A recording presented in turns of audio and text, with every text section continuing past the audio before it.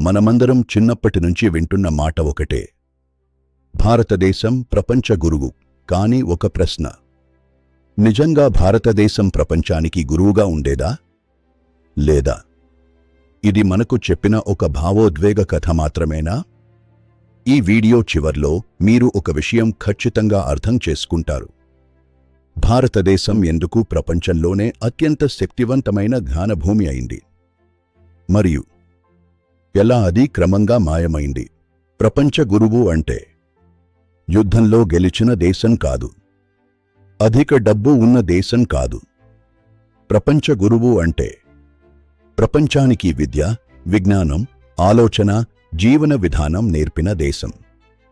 ఈ నిర్వచనం తీసుకుంటే భారతదేశం పేరు ఎందుకు పదే పదే వినిపిస్తుంది? మనకు గర్వంగా చెప్పుకోవాల్సిన కొన్ని నిజాలు. మొదటగా జీరో, శూన్యం. మీరు ఈరోజు ఉపయోగించే ప్రతి మొబైల్, కంప్యూటర్, ఏఐ, ఇవన్నీ పనిచేయడానికి బేస్ ఏంటి తెలుసా? సున్నా. శూన్యం లేకపోతే గణితం లేదు, గణితం లేకపోతే సైన్స్ లేదు, సైన్స్ లేకపోతే టెక్నాలజీ లేదు. 2.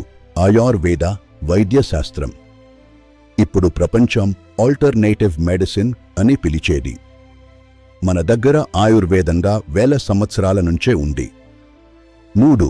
యోగా, మానవ శరీర నియంత్రణ. ఇప్పుడు అమెరికా, యూరప్లో యోగా $1 బిలియన్ ఇండస్ట్రీ. కానీ అది మన పూర్వీకుల జీవన విధానం. ఇప్పుడు హార్వర్డ్, ఆక్స్ఫోర్డ్, మెట్ అని అంటారు. కానీ ఆక్స్ఫోర్డ్ కంటే ముందే, హార్వర్డ్ కంటే 1000 ఏళ్ల ముందే భారతదేశంలో ఉన్నవి తక్షశిల మరియు నాలంద. తక్షశిలాలో ప్రపంచం నలుమూలల నుంచి విద్యార్థులు వచ్చేవారు. చైనీస్ యాత్రికులు, గ్రీకులు, అరబ్బులు అందరూ భారత్ను జ్ఞానభూమిగా చూశారు. నాలంద విశ్వవిద్యాలయంలో లక్షల పుస్తకాలు, 1000 మంది గురువులు, 1000 మంది విద్యార్థులు. అదొక పుస్తకాల నగరం. అక్కడ జ్ఞానం ఒక నిధిగా ఉండేది. ప్రతి పాత తాళపత్రం ఒక గొప్ప నిజాన్ని దాచుకుంది. ప్రపంచ జ్ఞానమంతా అక్కడే ఉందంటే అతిశయోక్తి కాదు. భారతదేశం ఎందుకు అంత గొప్పగా ఎదిగింది? భారతదేశంలో ఒక ప్రత్యేకత ఉండేది. Knowledge was sacred. ఇక్కడ జ్ఞానం ఒక వ్యాపారం కాదు, జ్ఞానం ఒక దేవత.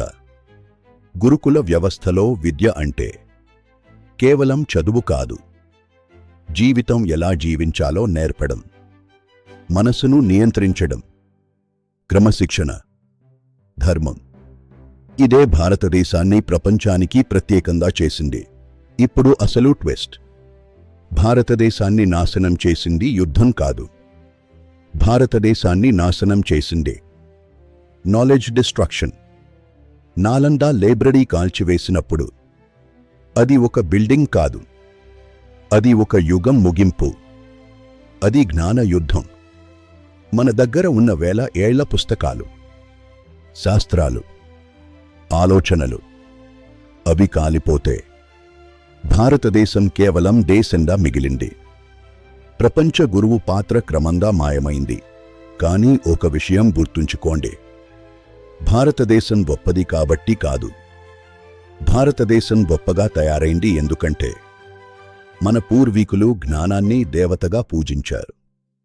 ఇప్పుడు మనం ఏమి చేయాలి? మనకు అవసరం మళ్ళీ అదే మైండ్ సెట్.